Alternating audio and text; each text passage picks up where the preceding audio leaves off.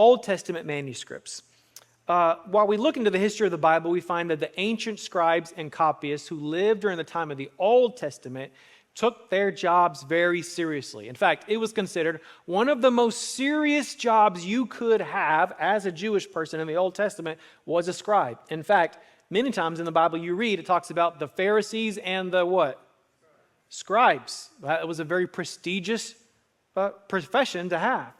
And to prevent errors from seeping into the text, the Jews developed a meticulous series of rules to govern their work. This is so fascinating if you've never heard this. And so before starting to work, they would wash their clothes and they'd put on clean clothes. They would lay, the one copy here that had the text already written and the blank copy here, and they would begin to copy it back and forth. But they had to wash their clothes before they could even begin. And the Jews exalted the Old Testament to such a point that they believed that the omission of a mere minor punctuation mark was a desecration to the holiness of God.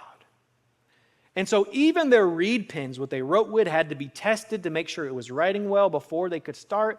Everything that they used in the transcription, from the preparation of the scrolls to the including of the animal skins, the way that they prepared the parchments, the feather quills, the ink, all had to be adhered to specific scribal standards.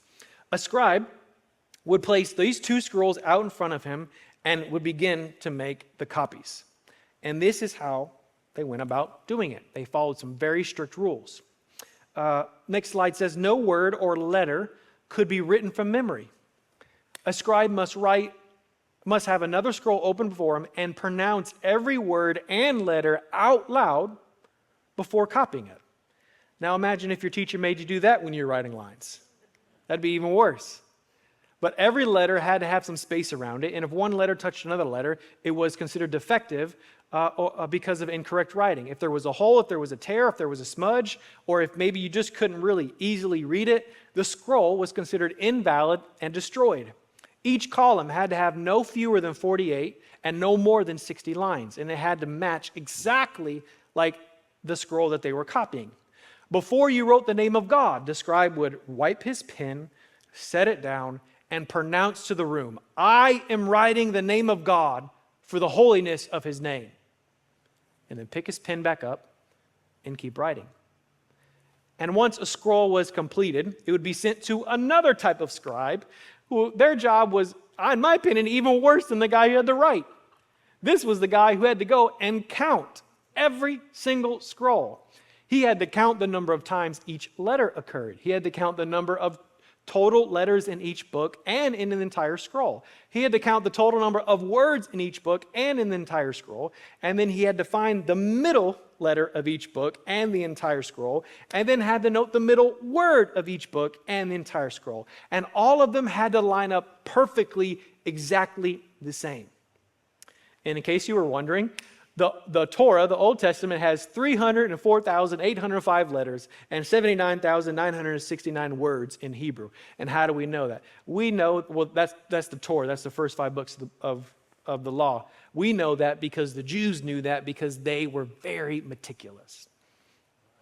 In fact, once a scroll was completed, history tells us that these Hebrew rabbis would spend their entire lives, starting at the age of 5, memorizing the entire Old Testament.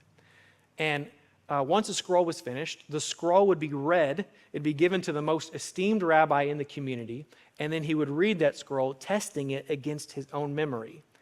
And if he found any mistakes at all, even a letter off, a word off, the manuscript, in some cases, was burned, and in other cases, they were buried in the ground. And why that's interesting is because in the year of 1947, there was a discovery that was a chance encounter, and it led to one of the most important archaeological discoveries of the entire 20th century because it radically deepened the world's understanding of the Bible, and particularly the way the Jews meticulously made sure there were no copying mistakes.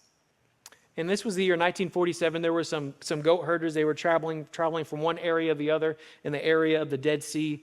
And they were searching for a lost goat, apparently, and this goat ran off, and they thought maybe this goat ran in this cave, so they took some rocks and were throwing the rocks in the cave to see if the goat would come out, and when they threw the rocks in the cave, They hear pottery shattering. You wonder, well, what's that? And so they go in to see what it was, and they find all of these pots, some of them broken, some of them whole, and they were protruding scrolls. We know these scrolls today as the Dead Sea Scrolls. They include portions of every Old Testament book with the exception of Esther, and are 1,000 years older than the previous oldest known Hebrew manuscripts. So what that lets us know is, why that's interesting is because the oldest Hebrew manuscripts we had came about the Middle Ages, the Dark Ages, around that time period. But these scrolls date 1,000 years earlier than that, back to the time period that Jesus lived.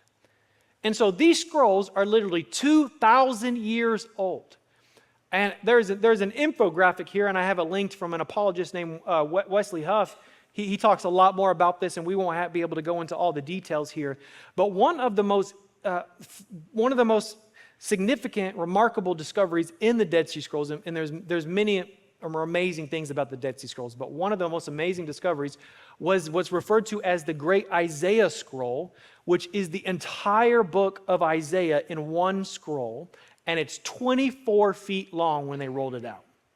And what they did is they went and looked at our modern version of the book of Isaiah and began to compare that with this 2,000-year-old book of Isaiah, and what they found is it's 99.99% exactly the same, with the exception of some spelling errors, some punctuation errors, some very minor things which were slightly different. But what that shows us is that's proof, that is evidence that the Old Testament has not been changed in any way, shape, or form from the time period of Jesus to today. The Catholic Church didn't mess it up. The Pope didn't mess it up. Kings didn't mess it up. None of them messed it up. God preserved it. Hey, what's up, YouTube? If you enjoyed this video, or if you want to see more content like this, feel free to like and subscribe. And until next time, may your discipleship journey be blessed, and may you continue to grow in grace and knowledge of our Lord Jesus Christ.